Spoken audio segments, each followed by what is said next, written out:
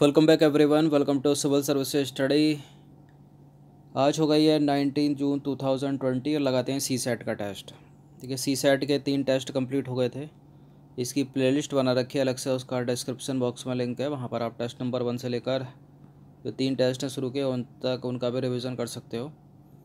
तो चलिए स्टार्ट करते हैं।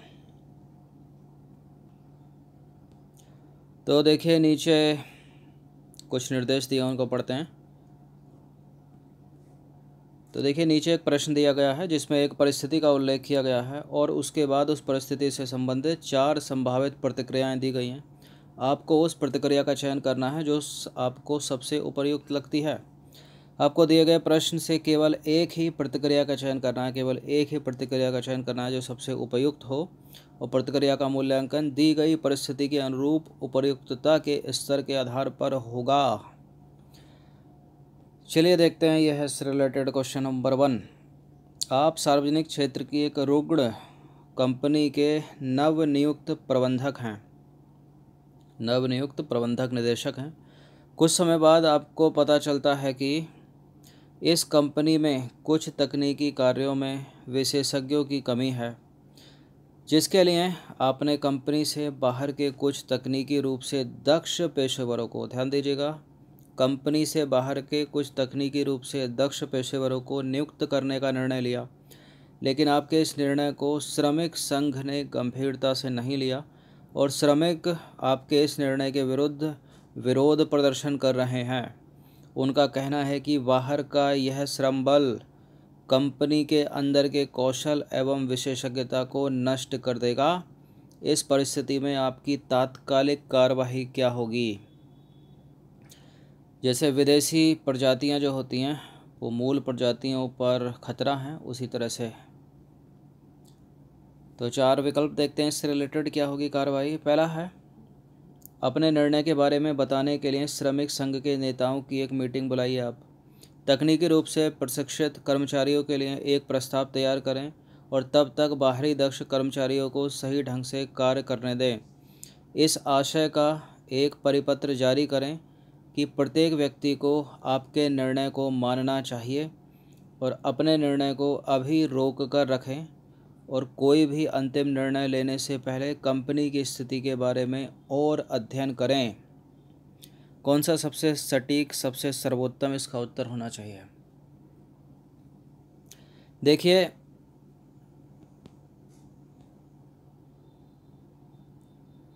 जो श्रमिक संघ है ना, जो श्रमिक संघ है, ये तीसरा वाला जो है यहाँ पर सी, इस आशय के लिए अगर आपने कोई परिपत्र जारी किया और प्रत्येक व्यक्ति को आपके निर्णय को मानने के लिए कहा तो पक्का जो है हड़ताल होगी, हड़ताल पर जाएंगे।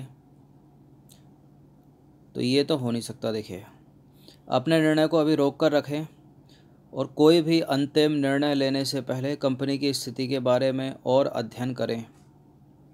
लेकिन कब तक रोक कर रखें? विलंब करने से क्या फ़ायदा? अब पहले और दूसरे में आ जाइए। अपने निर्णय के बारे में बताने के लिए श्रमिक संघ के नेताओं की एक मीटिंग बुलाएं। श्रमिक संघ के जो नेता हैं, जो लीडर हैं, उनकी मीटिंग बुलाएं, क्योंकि बाकी की जो पब्लिक है वो तो लीडर के, आपकी बात से ज़्यादा तो वो लीडर की बात सुनेगी ना।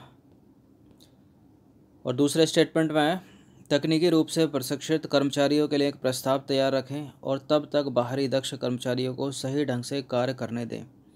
देखिए इन दोनों में से ही उत्तर घूम रहा है, ये भी है, ये भी है, लेकिन सर्वोत्तम कौन सा है इसमें? उत्तम कौन सा आंसर है? देखिए पहला ज़्यादा उत्तम होगा। अपने निर्णय के बारे में बताने के लिए श्रमिक संघ के नेताओं की एक मीटिंग बुलाएं। क्योंकि मान लीजिए आपने श्रमिक संघ के नेताओं से साक्षात्कार हो गया आपका, आपकी बात मान गए वो, अगर ये लोग आपकी बात मान गए, अब नेता एक भी हो सकता है, 2 भी हो सकते हैं, 5 भी हो सकते हैं, तो ये एक व्यक्ति या 2 व्यक्ति या 2 या 2 से अधिक व्यक्ति उन 50 या 100 या 500 जो बाकी के कर्मचारी हैं उनकी बात मनवा लेंगे। तो पहला ज़्यादा सही हो जाएगा। उसके बाद जो होगा ये दूसरा वाला होगा, सेकंड जो उत्तम होगा वो दूसरा वाला उत्तर होगा। तकनीकी रूप से प्रशिक्षित कर्मचारियों के लिए एक प्रस्ताव तैयार रखें और तब तक बाहरी दक्ष कर्मचारियों को सही ढंग से कार्य करने दें। तो देखिए इस परिस्थिति में समस्या क्या है। श्रमिक संघ कंपनी से बाहर के पेशेवरों की सेवाएं लेने के जो निर्णय हैं उसके विरुद्ध है, क्योंकि उनका मानना है कि यह कंपनी के कुशल श्रमिकों की अनदेखी है। क्योंकि वो सोचते हैं ना कि हम भी तो कुशल हैं, फिर बाहर से ज़रूरत क्या है। अब कार्यवाही क्या हो सकती है इस पर। देखिए यह सार्वजनिक क्षेत्र की एक रुग्ण कंपनी है और कंपनी की स्थिति में सुधार करने वाला कोई भी तकनीकी उपाय लाभप्रद ही होगा, और साथ ही कर्मचारियों को विश्वास में लेना कंपनी के लिए अल्पकालिक दृष्टि से लाभदायक होगा। इसलिए ए सर्वोत्तम उत्तर होगा। दीर्घकालिक दृष्टि से कंपनी के कर्मचारियों को प्रशिक्षित करना अर्थपूर्ण है, इसलिए बी दूसरा सबसे अच्छा उत्तर है यहाँ पर, तो ए करेक्ट है। चलिए समझ में आ गया होगा। अगला देखते हैं। देखिए निम्नलिखित 4 प्रश्नों के लिए नीचे दिए गए परिच्छेद को पढ़िए और उस पर आधारित प्रश्नों के उत्तर दीजिए। आपके उत्तर पूरी तरह से इस परिच्छेद पर ही आधारित होने चाहिए। ध्यान दीजिएगा, जो भी सी सेट में जो पैराग्राफ आता है, परिच्छेद आता है, अपने मर्जी से उत्तर ना देना। कोई भी परिच्छेद को पढ़ के ही उत्तर देना। अगर परिच्छेद कह रहा है कि ऑक्सीजन ग्रीन हाउस प्रभाव को बढ़ाती है तो बढ़ाएगी, वो वहाँ यह मत करना, जीएस वाला रूल ना लगेगा वहाँ पर कि ऑक्सीजन नहीं बढ़ाती है, मीथेन बढ़ाती है, कार्बन डाइऑक्साइड बढ़ाती है, जलवाष्प बढ़ाती है। तो परिच्छेद के अनुसार ही देना है। तो बड़ा सा पैसेज है, इसको पढ़ते हैं और बड़े बड़े पैसेज आते हैं, इसलिए पैसेज की प्रैक्टिस ज़रूरी है। तो चलिए 4 प्रश्न मिलेंगे इस कम से कम 200 शब्दों के पैसेज में से, 200-250 शब्दों का पैसेज है। तो देखिए भारतीय स्वावलंबन एक कल्पना मात्र है। ध्यान से सुनिएगा, भारतीय स्वावलंबन एक कल्पना मात्र है जिसमें विगत आधी सदी में कई बुद्धिजीवियों ने अपना दिमाग खपा दिया है। इसके समर्थक प्रायः उन समस्याओं का हवाला देते हैं जिनका सामना उस देश को करना पड़ रहा है जिसकी जनसंख्या 1 बिलियन तक पहुंच गई है और जहां सैकड़ों मिलियन लोग भयंकर निर्धनता की स्थिति में जो है जी रहे हैं। गांधी जी ने एक बहुत ही प्रसिद्ध बात कही है। देखिए गांधी जी का नाम आ गया, एक न एक प्रश्न तो पक्का बनेगा इनसे 4 में से। तो गांधी जी ने एक बहुत ही प्रसिद्ध बात कही थी कि मुक्त बाजार अर्थव्यवस्था उत्पादन की समस्या का समाधान नहीं कर पाई है।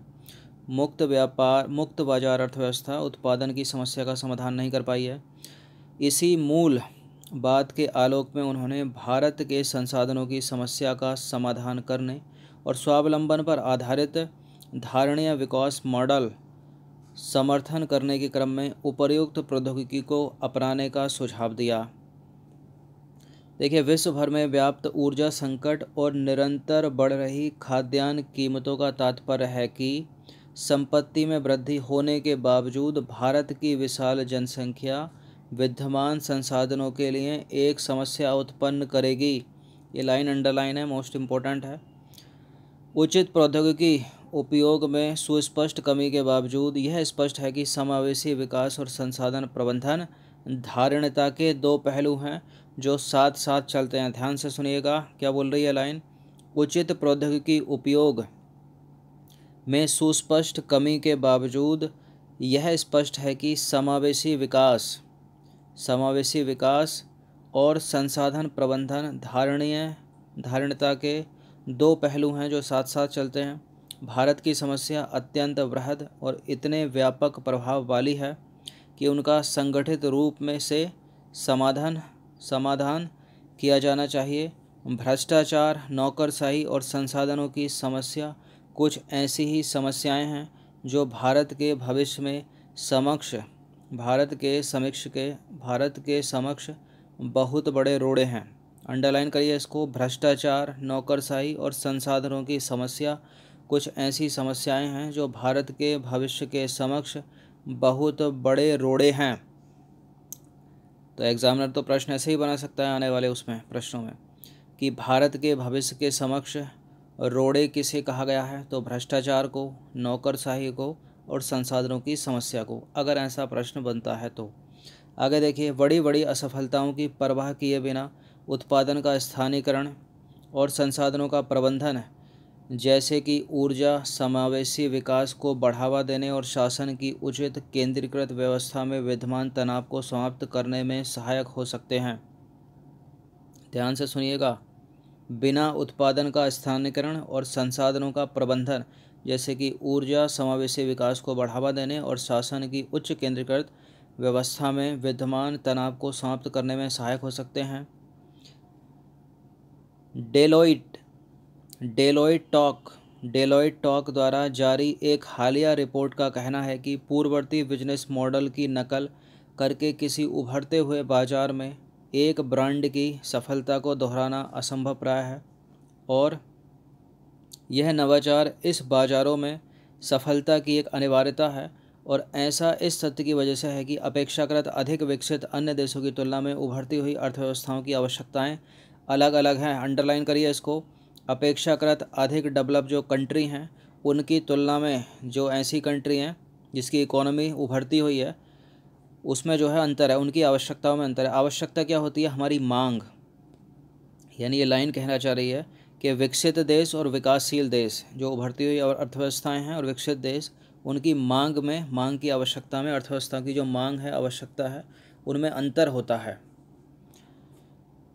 थोड़ा सा और बचा है। और इन्हीं के अनुरूप विकासशील अर्थव्यवस्थाओं को अपने विकास मॉडल अपनाने चाहिए। इससे एक समस्या उत्पन्न होती है।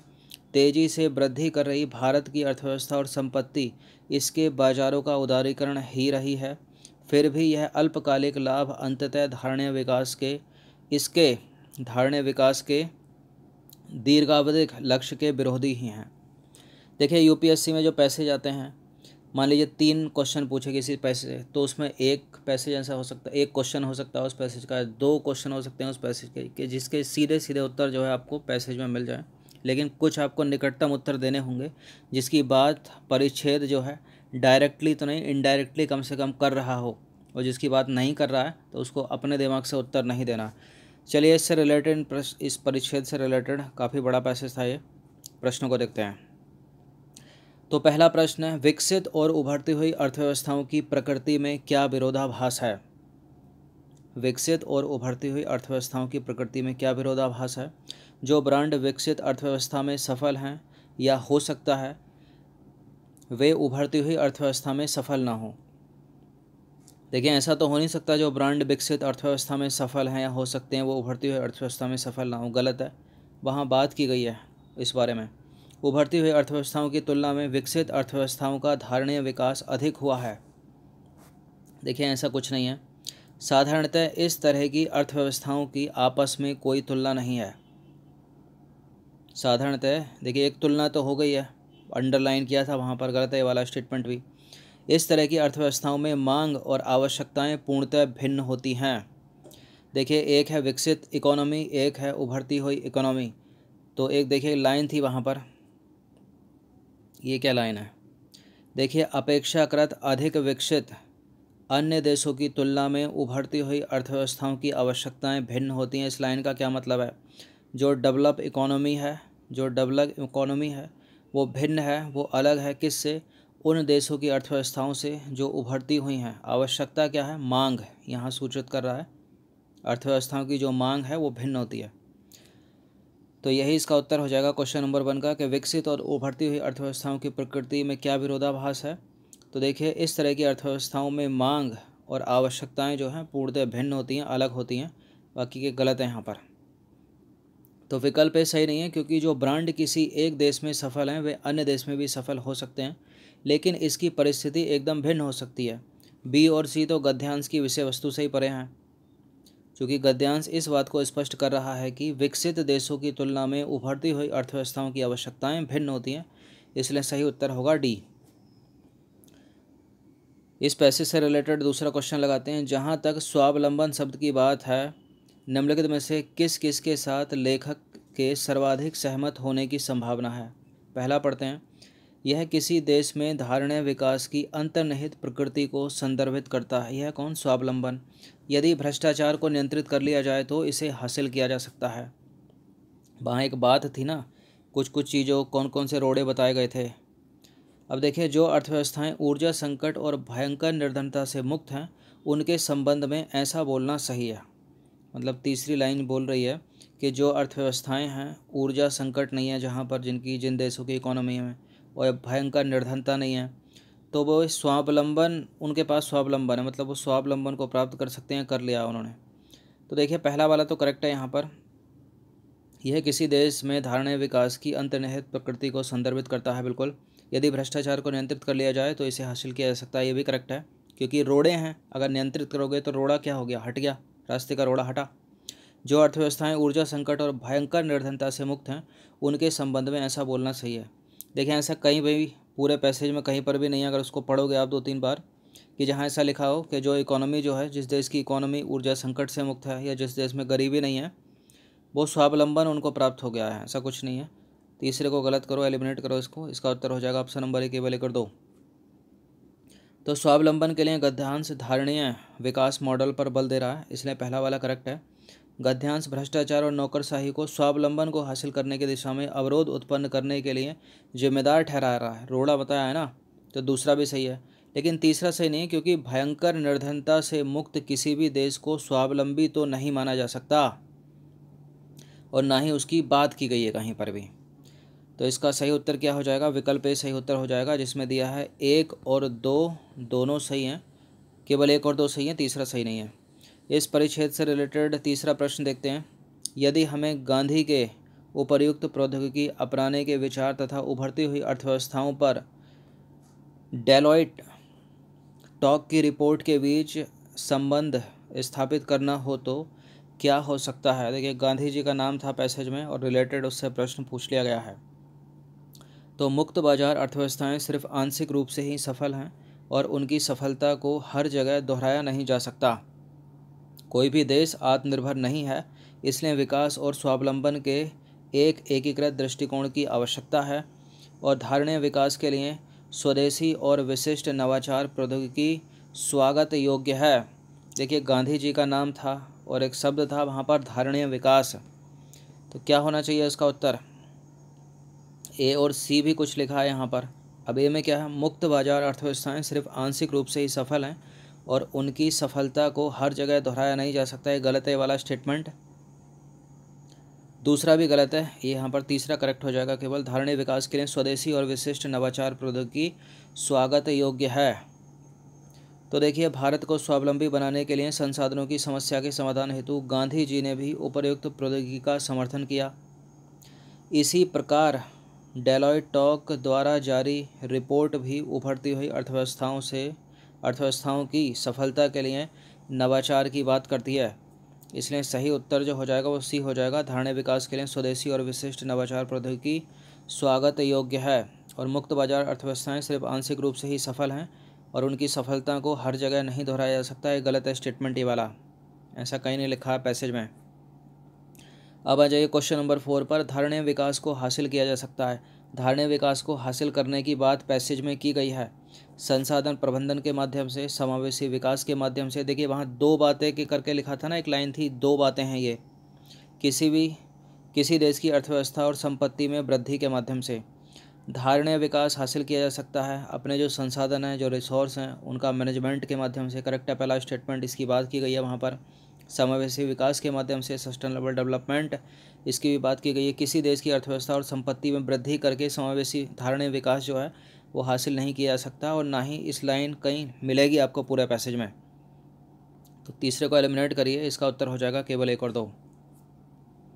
तो देखिए धारणीय विकास अर्थव्यवस्था और संपत्ति में वृद्धि करता है, ना कि अर्थव्यवस्था और संपत्ति में वृद्धि से धारणीय विकास सुनिश्चित होता है, इसलिए तीसरा वाला जो है वो गलत है।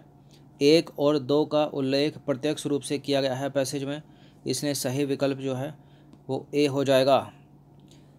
तो देखिए ये कुछ पैसेज थे, एक पैसेज था जिसके 4 प्रश्न और एक प्रश्न पूछा गया था कि आप एक रुग्ण कंपनी के प्रबंधक निदेशक हैं और कंपनी में ये हो रहा है, आपको क्या करना चाहिए। तो इस तरह के प्रश्नों की प्रैक्टिस के लिए हर दिन रेडी रहिए, अब कंटिन्यू करेंगे हर दिन सी सेट का, क्योंकि 66 मार्क्स इसमें लाने हैं 200 में से, और ये क्वालिफाइंग नेचर है, 1/3 की माइनस मार्किंग के साथ, लेकिन जो गजट बनता है, जो मेरिट बनती है, वो पेपर 1 से बनती है। तो जीएस की प्रैक्टिस बहुत ज़रूरी है और साथ ही साथ ज़रूरी है सी सेट भी, क्योंकि यहाँ क्वालिफाइंग का मतलब है अगर यहाँ 66 नहीं आए तो फिर अगर उसमें आपको 120 130 हैं तो उनका कोई औचित्य नहीं है। चलिए धन्यवाद।